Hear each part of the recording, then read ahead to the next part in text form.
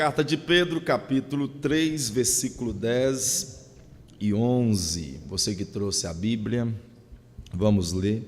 Não necessite levantar, sentados mesmo, nós vamos ler o texto. Está escrito assim: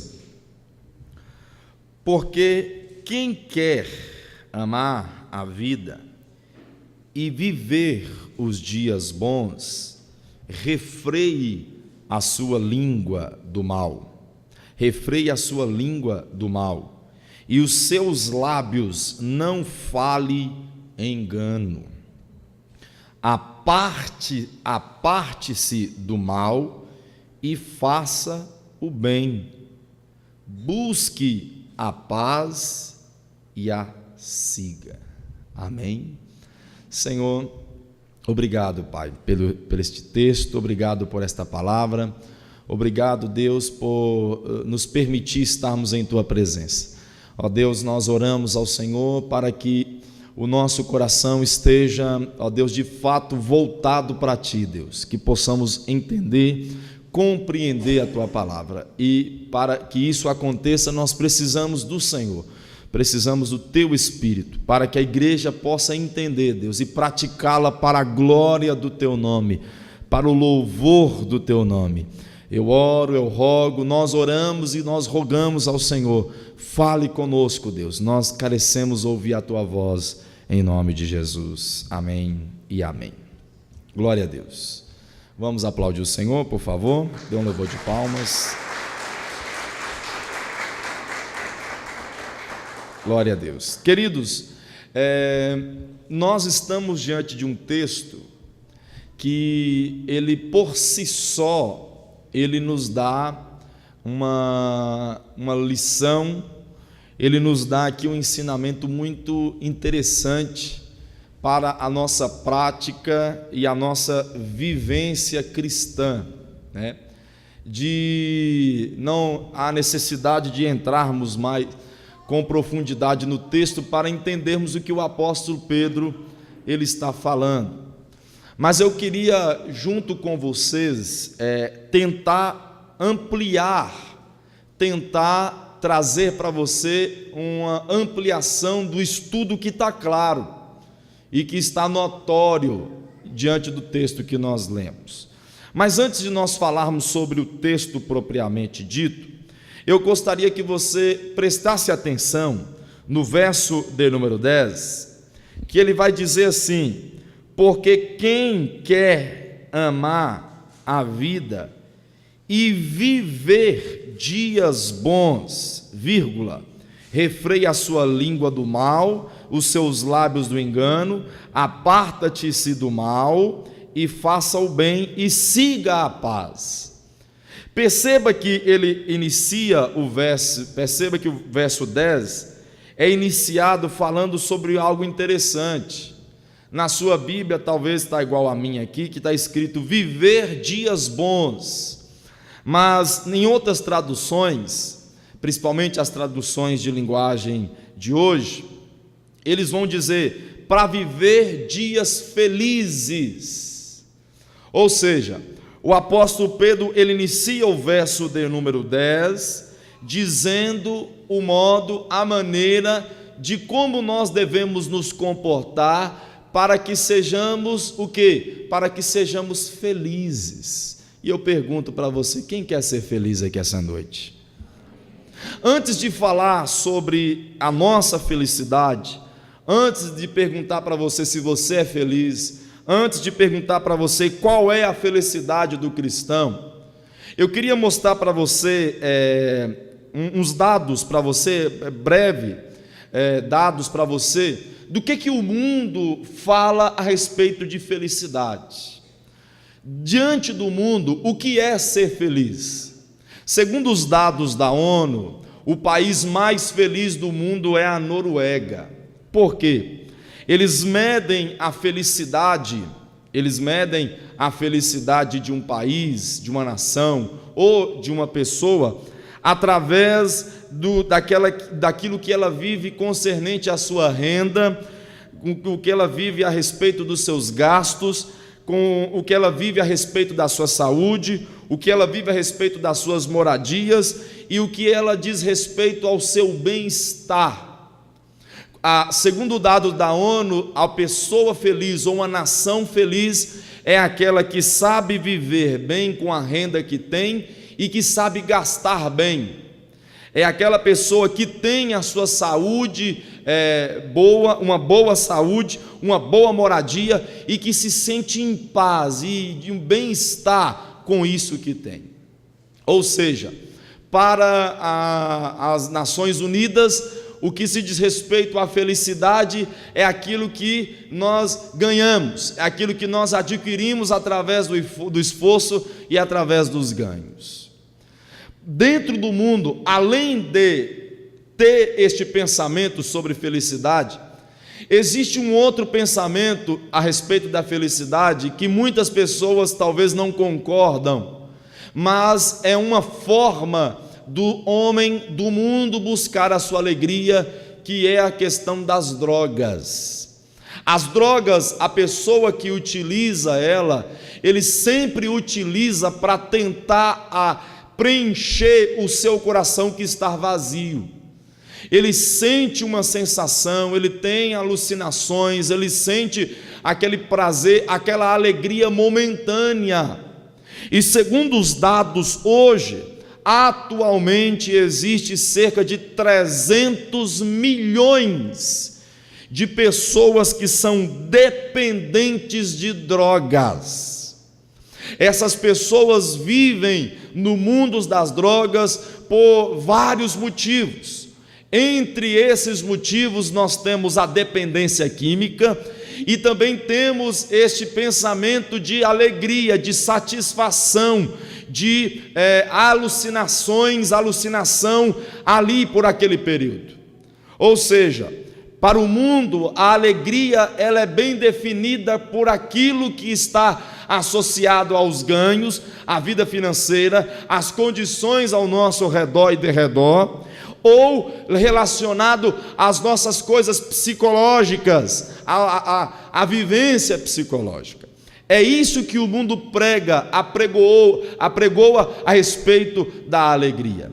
Mas a pergunta é: o que a Bíblia de fato fala sobre a nossa alegria? Qual é a verdadeira alegria do cristão? O que a Bíblia fala sobre felicidade? Interessante dizer isso, perguntar isso, porque a Bíblia sempre vai, diferentemente do mundo, que relaciona a felicidade com moradia, que relaciona a felicidade com bem-estar, que relaciona a felicidade com mudanças psicológicas ou efeitos psicológicos, sempre associa a felicidade com alegria. A Bíblia vai associar a nossa felicidade com o relacionamento com Deus. A Bíblia nos é clara ao dizer que o nosso relacionamento com Deus é de fato a verdadeira alegria. E nós podemos comprovar isso lendo Provérbios 16, versículo 20, onde o escritor diz assim: feliz é o homem que confia em Deus. Provérbios capítulo 3, versículo 13, feliz é o homem que se acha sabedoria no Senhor. Jó capítulo 5, versículo 17, feliz é o homem a quem Deus corrige. Ou seja, todas as vezes que a Bíblia vai falar de alegria ou de felicidade ou sobre ser feliz, a Bíblia mostra o relacionamento de Deus para com o homem. Diante disso, eu tenho segurança ao dizer para vocês que a verdadeira alegria do homem ela pode proporcionar algumas coisas relacionadas a isto, mas não é ótima moradia, não é saber gastar, ou ter renda, ou ter outras coisas. O que a Bíblia nos ensina é que a verdadeira alegria é nos relacionarmos com Deus. Digam amém. Eu pergunto mais uma vez: quem quer ser feliz, digam amém. Agora, eu estava estudando sobre isso, sobre essa questão de alegria, e me deparei com um texto muito interessante em João capítulo 13, versículo 17, que é a história onde Jesus já estava prestes a ser morto lá na cruz do Calvário. E antes de ser morto na cruz do Calvário, a Bíblia vai dizer que Cristo, ele vai cear com os seus discípulos. E depois de haver ceado, depois de ter cantado um hino, depois de ter tido aquele momento com os seus discípulos, a Bíblia vai dizer que Cristo agora se levanta, pega uma bacia com água, pega um pano e começa a lavar e enxugar os pés dos discípulos. Ao fazer isso, ao lavar os pés dos discípulos, a Bíblia diz que Pedro, ele vai ter um repúdio diante daquilo. Pedro vai chegar diante de Cristo e falar assim: Senhor, eu não mereço ser lavado, eu não mereço ter os pés lavados por ti. Cristo olha para Pedro e diz: olha, Pedro, se não lavaste os pés, não terá parte comigo nos céus. Pedro, mais do que depressa, ele vai dizer: então, Senhor, lave os meus pés, lave os meus braços, lave todo o meu corpo, porque eu quero ter relacionamento com o Senhor. Cristo olha para Pedro e para os seus discípulos e vai dizer assim: não é os servos maiores do que os seus mestres, não. Se eu, que sou o vosso mestre, estou utilizando as minhas palavras, se eu, que sou o vosso mestre, lavei os pés dos meus servos e lavei os pés uns dos outros, fazei também de igual modo, lavai os pés uns dos outros. O que Cristo está falando aqui? Será que Cristo está dizendo que eu tenho que aplicar, eu tenho que introduzir na liturgia do culto o ato de lavar os pés? Imagine que eu aplicasse isso aqui na igreja, e todas as vezes que vocês viessem da sua casa, chegassem na porta, e antes de entrar na porta da igreja, eu lavasse os seus pés para entrar. Ou eu separasse um momento do culto, pausasse o culto uns 10, 15 minutos, para lavar os pés da igreja, porque assim Cristo me ordenou. Não, Cristo não está dizendo isso, Cristo não está falando sobre isso. Cristo está dizendo a questão de servir, Cristo está dizendo na questão de se doar, Cristo está falando na questão da união, Cristo está falando na questão do serviço uns para com os outros, no ajudar um para com o outro. Digam amém. E o mais interessante é que ele vai finalizar o verso 17, ele vai dizer assim: ó, vocês querem ser felizes? Vocês querem ser felizes? Então faça isso que eu vos mando.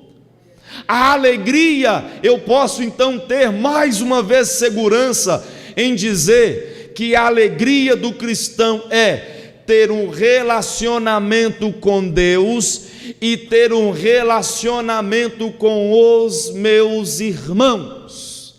É isto que a Bíblia nos ensina a respeito de ser feliz. A felicidade do cristão, de fato, sim, existe momentos que na nossa vida nós nos deparamos com isso, nós passamos por esses tipos de crise, porque queremos uma casa melhor, um carro melhor, um emprego melhor. E eu não vos culpo em querer tais coisas, muito pelo contrário, eu vos aconselho e vos incentivo a buscar em si o melhor. Eu vos incentivo a estudar, a se profissionalizar, a correr atrás dos teus sonhos.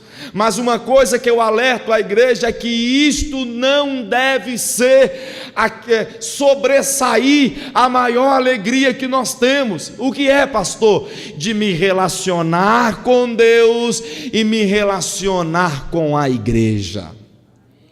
Biblicamente falando, É isto que a Bíblia nos ensina a respeito de sermos felizes, a respeito de termos alegria, relacionamento com Deus e relacionamento com os meus irmãos. Digam amém. Interessante falar sobre isso, porque o apóstolo Pedro, ele vai falar de duas coisas aí no verso 10. Por favor, volte os seus olhos ao texto. Volte os seus olhos ao texto. Ele vai dizer no verso de número 10: por quem quer amar a vida e ter bons dias, refreie a língua, não tem os lábios enganosos, aparte-se do mal e faz o bem, busque a paz. Perceba que ele está falando tanto de ter felicidade, de ter alegria, como também de ter harmonia. Ele está falando de relacionamento. Ele está associando aquilo que Cristo associou no verso de número 17 do capítulo 13 de João.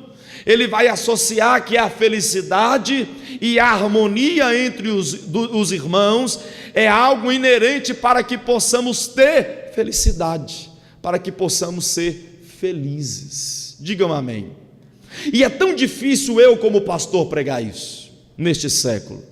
É tão difícil eu como pastor ministrar isso no Brasil, porque está tão inerente, está tão intrínseco, está tão imbricado, está tão profundo, está tão enraizado dentro de nós o materialismo, está tão profundo dentro de nós a questão de ser feliz é quem tem um carro bom, quem tem a casa boa, quem tem um emprego melhor, quem ganha mais, quem ganha melhor. Está tão movido, saturado na nossa mente, que é isto que é felicidade, que quando eu subo ao púlpito e utilizo aqui dezenas de textos, dezenas de versículos, mostrando que felicidade não é isto, não é palpável, é algo espiritual, é algo relacional, é algo abstrato, muitas pessoas se fecham o coração. E eu não vos culpo ao fechar o coração, mas eu quero que você abra os seus ouvidos, aquilo que o texto bíblico está dizendo. A verdadeira alegria é relacionar com Deus e amar uns aos outros. Percebam a dificuldade que eu tenho como pastor em ministrar tal palavra. Você consegue entender e enxergar? E por isso que eu estou tentando abrir os seus olhos para que você tenha essa elucidação diante do texto e diante de uma verdade bíblica, que de fato nós somos felizes quando eu me relaciono com Deus e quando eu me relaciono com os irmãos. Tem pessoas que elas estão tão fechadas, que quando eu falo que a felicidade é me relacionar com Deus, ele concorda, mas quando eu falo que tem que relacionar com o irmão, ele discorda. Irmãos, a própria Bíblia fala: como eu posso dizer que amo a Deus que não vejo e odeio o meu irmão que vejo? A Bíblia nos é clara ao dizer que para termos relacionamento, para glorificarmos o nome de Deus, para que a glória de Deus seja transmitida nessa terra, eu devo me relacionar com os irmãos, amar os irmãos, orar pelos irmãos, interceder pelos irmãos, me doar pelos irmãos, e agora estou falando no sentido figurado, lavar os pés uns dos outros. Digam amém. É isso que o apóstolo Pedro está nos ensinando. Para termos alegria e para termos devemos ter boa harmonia. Mas ele continua o texto nos dando agora instrução ou instruções que de fato é necessário eu falar para que essas picuinhas, essas ervas daninhas, essas raízes possam ser retiradas do meio da igreja, do centro da igreja, para que isso não possa perpetuar e trazer frutos malignos e maus dentro da igreja. O que o apóstolo Pedro nos ensina? Que para que tenhamos harmonia, para que sejamos felizes, nós devemos, em primeiro lugar, refrear a nossa língua. Digam amém.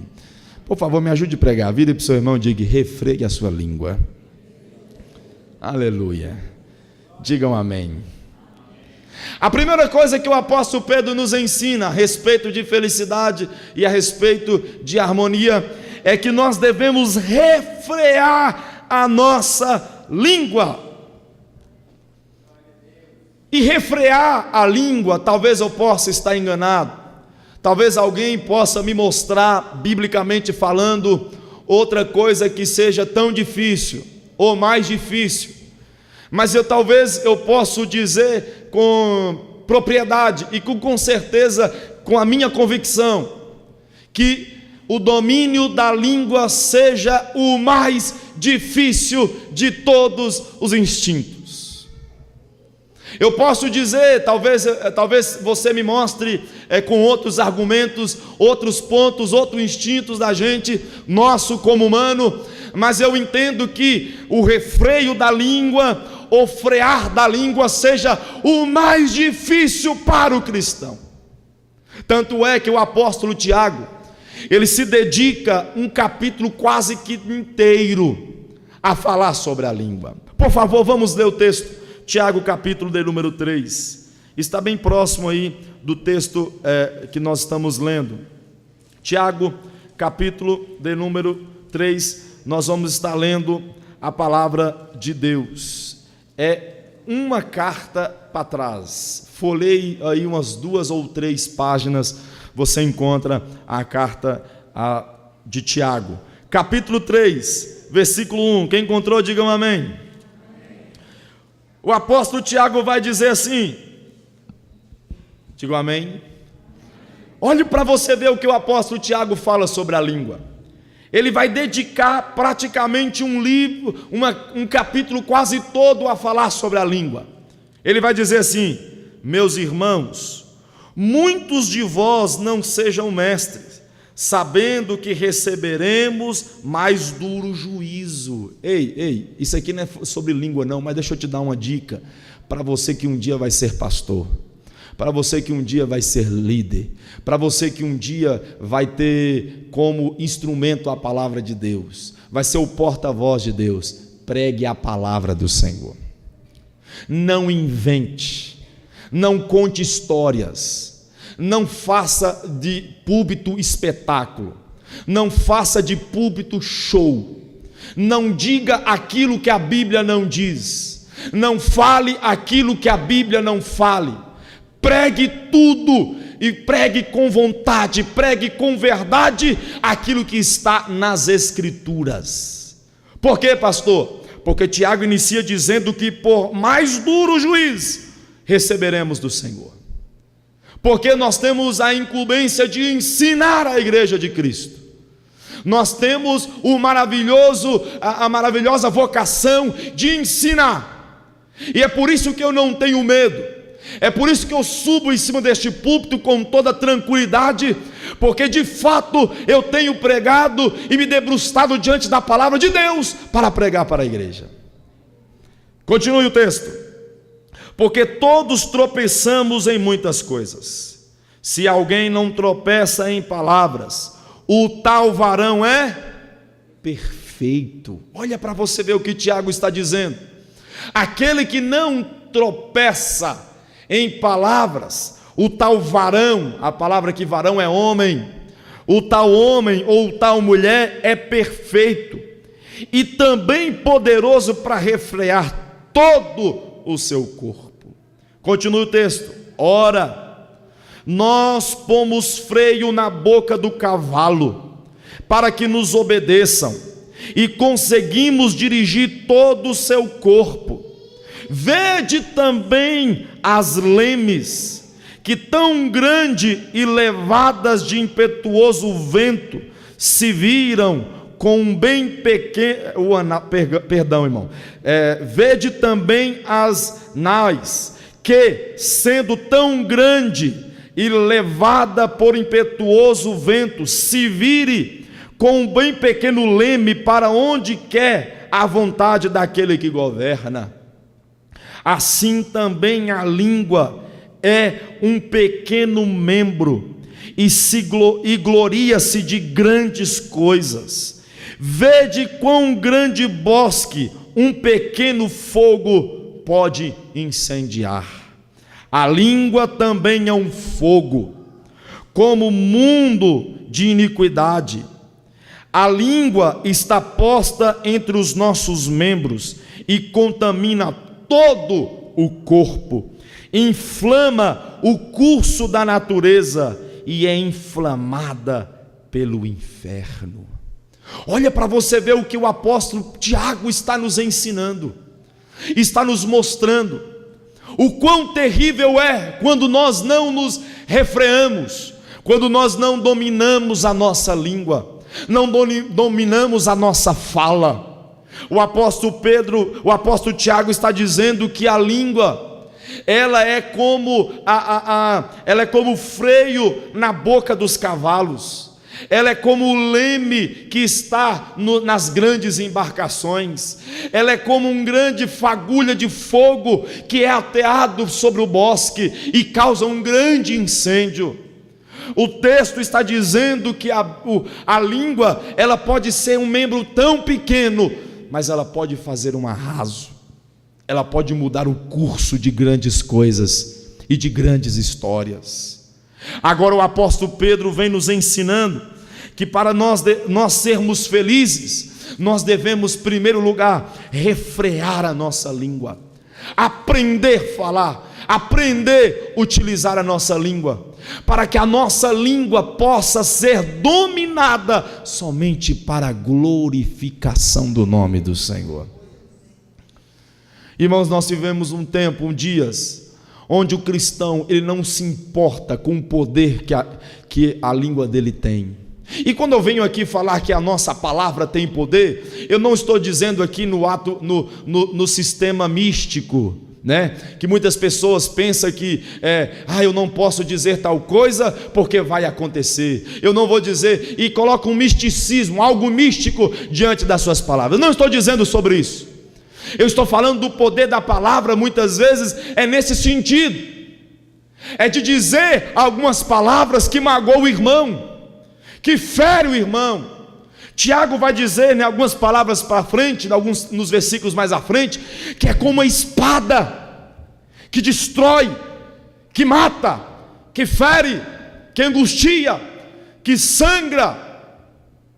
A língua, ela é uma espada, uma faca afiada.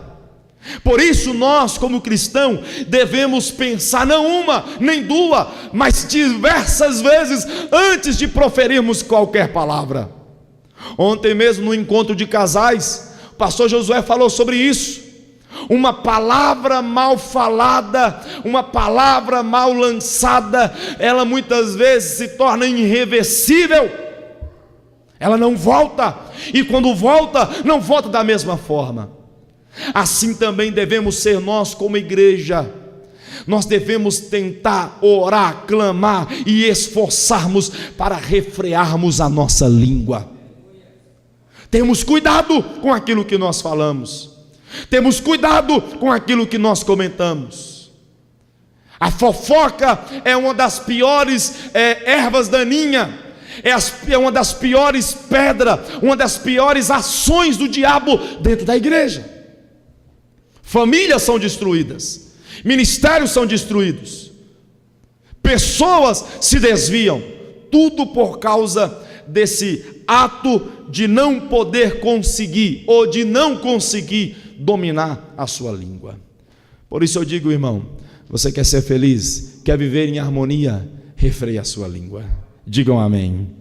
Segundo lugar, o apóstolo Pedro vai dizer, capítulo de número 3, versículo de número 10, ele vai dizer: refreie a sua língua do mal, e os seus lábios não falem engano. Aqui no grego a palavra correta é dolo.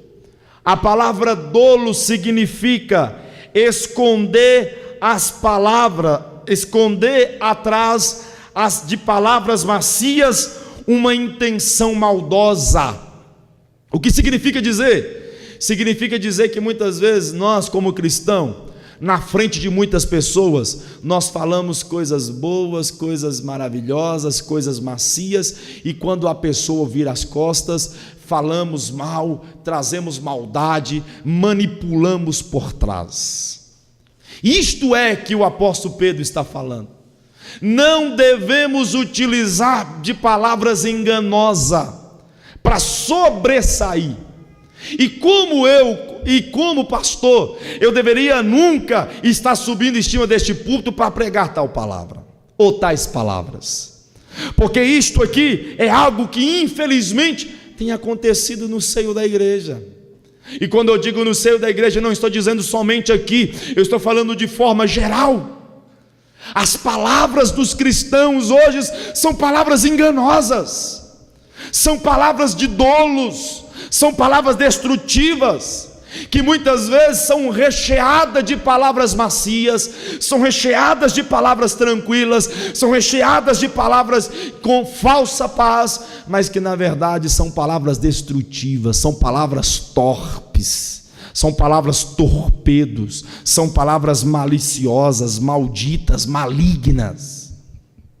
E como cristão, nós devemos nunca aceitar, primeiro, que a nossa língua nos domine, e segundo, que tenhamos uma fala de engano, uma fala de dolo no meio da igreja. Digam amém.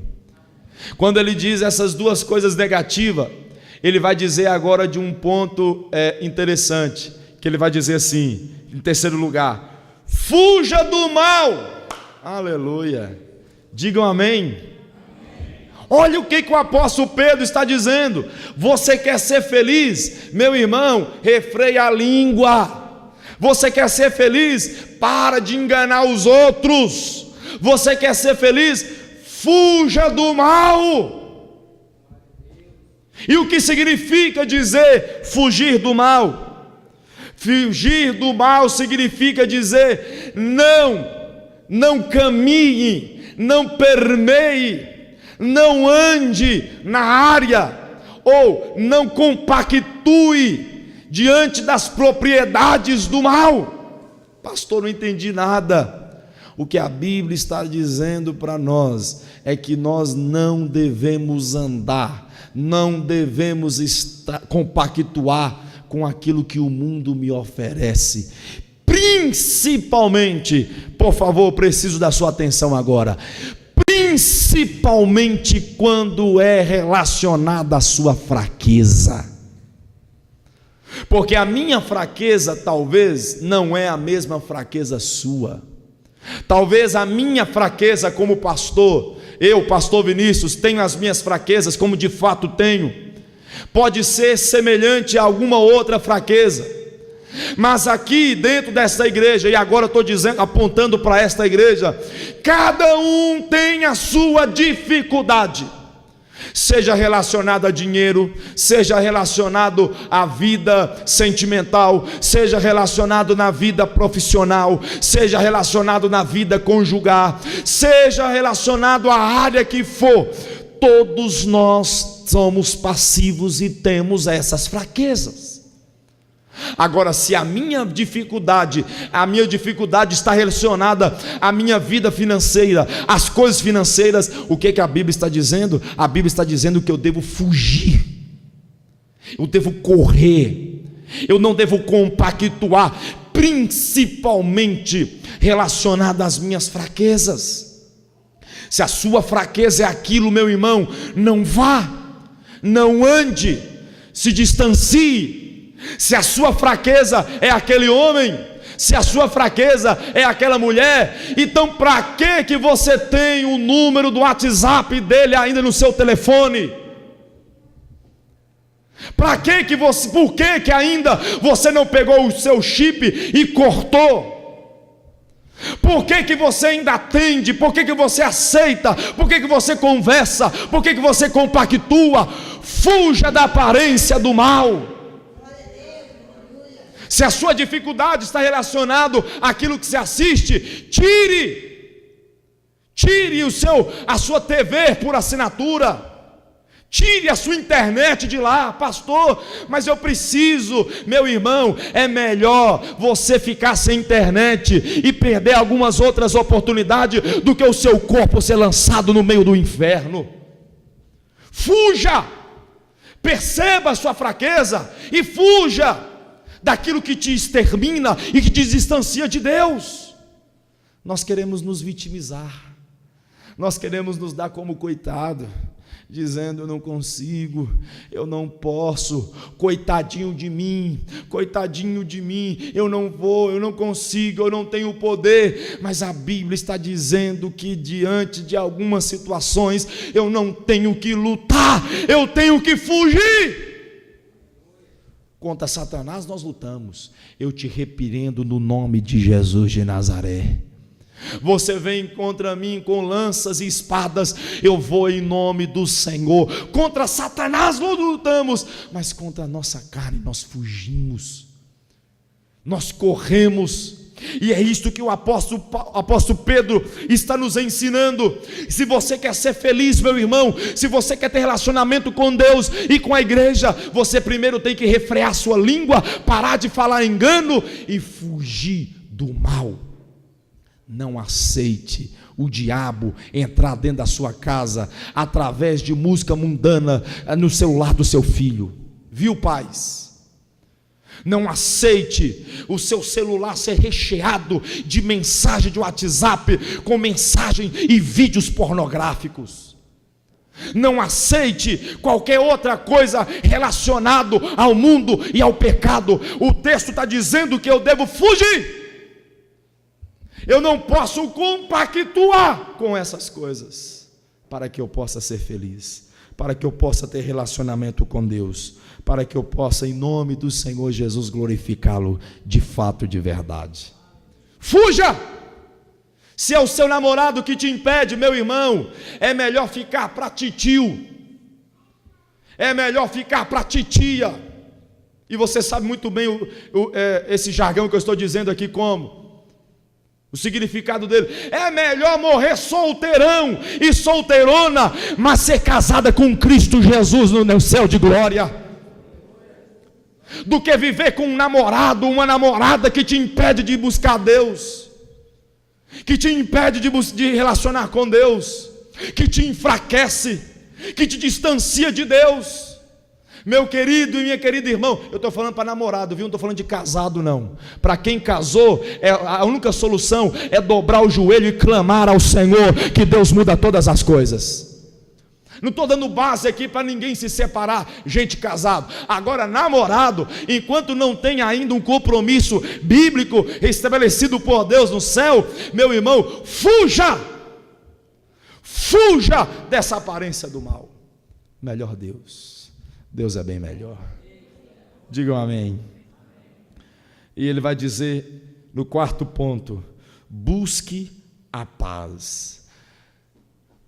O pastor Hernando Dias Lopes vai dizer que a paz, ela não é automática, ela deve ser buscada.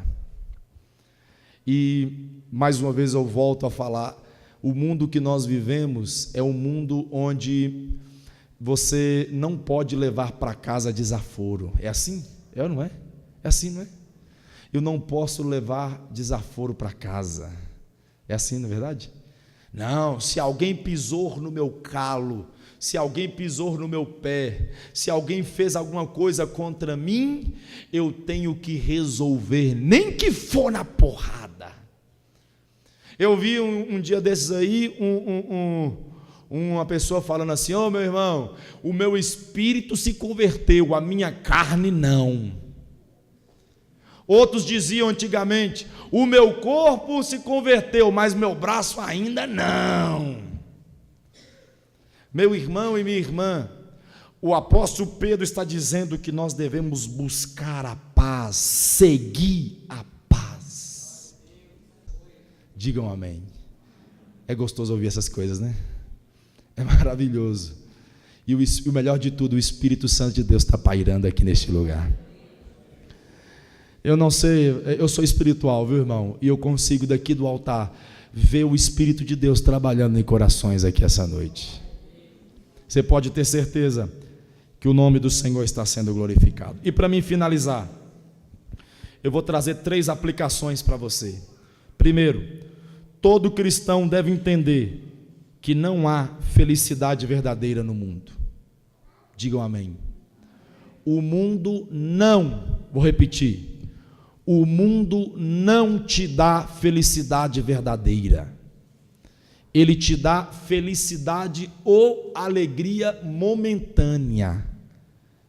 A felicidade no copo de cerveja, na mulher, ou no homem, ou no namorado, ou na fama, mas tudo passa.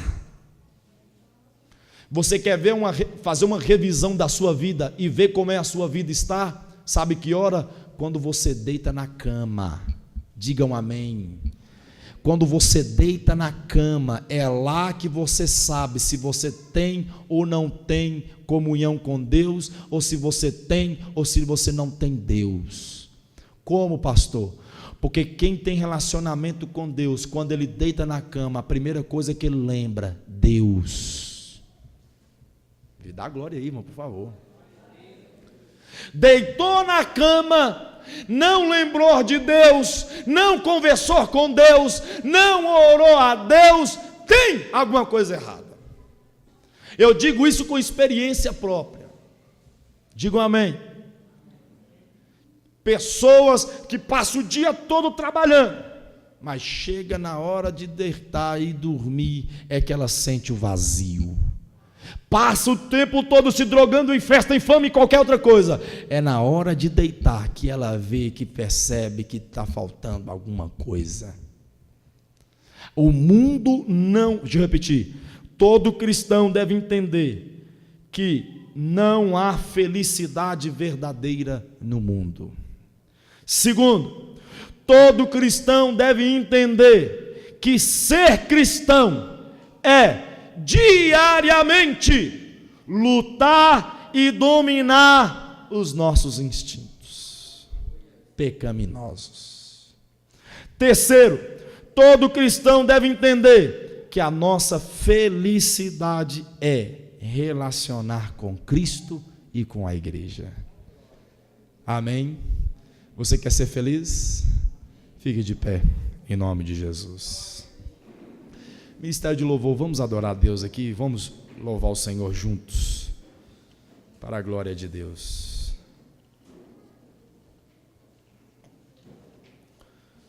Eu finalizo essa ministração clamando a Deus, orando a Deus.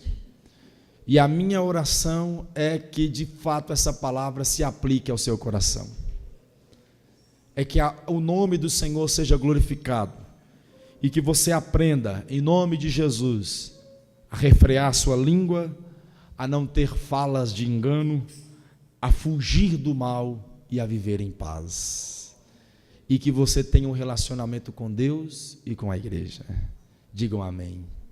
Agora vem para frente, por favor. Vamos orar juntos. Oh Espírito de Deus, eu oro, Pai. Eu oro a Ti essa noite, Deus. A Tua presença é real neste lugar. A Tua presença é real neste lugar. Adore o Senhor de verdade. De verdade, com todo o teu coração, adore Ele. Aleluia. Bendito seja Deus, bendito seja Deus.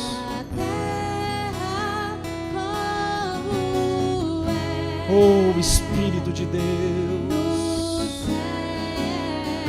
cante com a sua alma.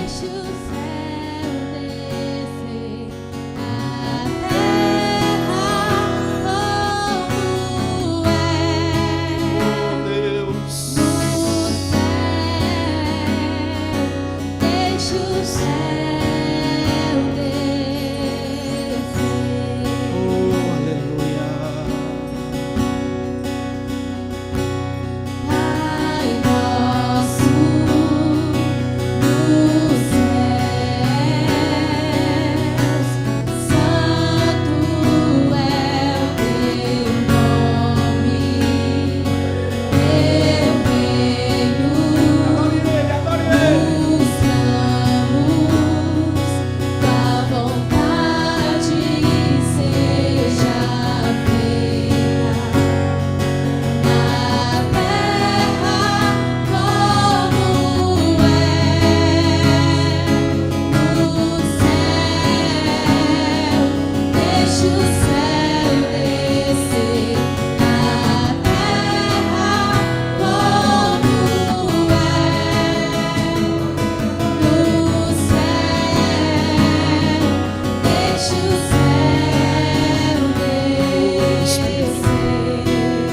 Deixa a alegria do céu descer.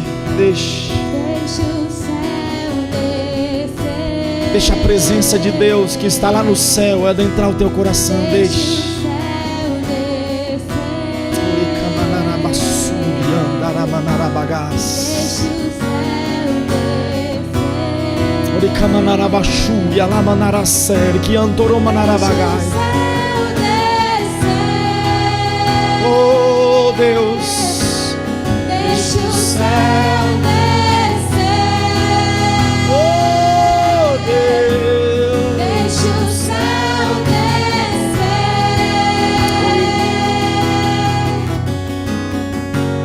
oh Deus. É o reino teu, é o poder tua, é glória pra sempre. Amém. É o reino teu, é o poder tua, Poder é e a glória para sempre. Amém. O teu é o poder, é o reino, é a glória, é o poder, é para sempre. Ao teu nome, ao teu nome, Deus. A ti, Deus, cantamos o teu reino, aleluia. O teu poder, Deus, a tua glória é para sempre, Senhor. Oh Deus,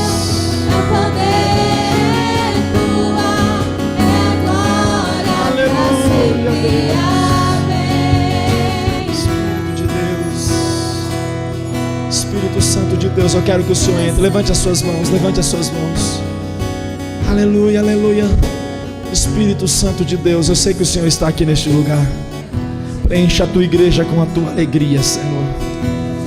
Que o teu povo entenda que o maior relacionamento, a maior felicidade é ter relacionamento com o Senhor. Encha esta igreja da tua graça, do teu poder, da tua virtude, da tua unção, da tua glória, do teu poder. Ó Deus, da tua onisciência, da tua Shekinah. Mude a visão, mude o pensamento. Traga, meu Deus, ó Pai amado, a tua igreja a um nível de relacionamento ainda maior. Traga a tua igreja a um nível de relacionamento ainda maior. Traga a tua igreja a um nível de relacionamento ainda maior.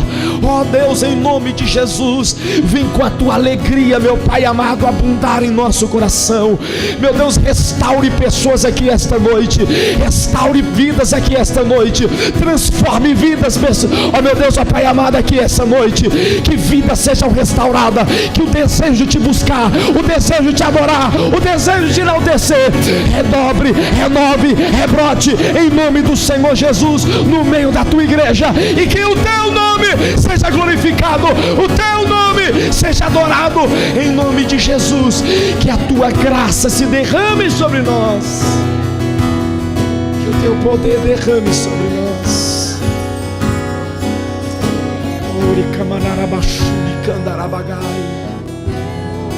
É o reino teu, poder tua, é glória pra sempre. Amém. Deus, Senhor.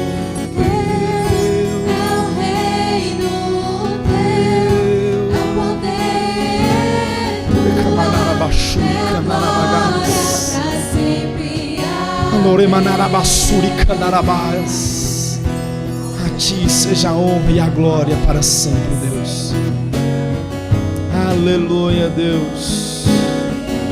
Aleluia, Deus. Aleluia, Deus. Aleluia, Deus. Digam amém. Aleluia. Pode voltar ao seu lugar. Aleluia.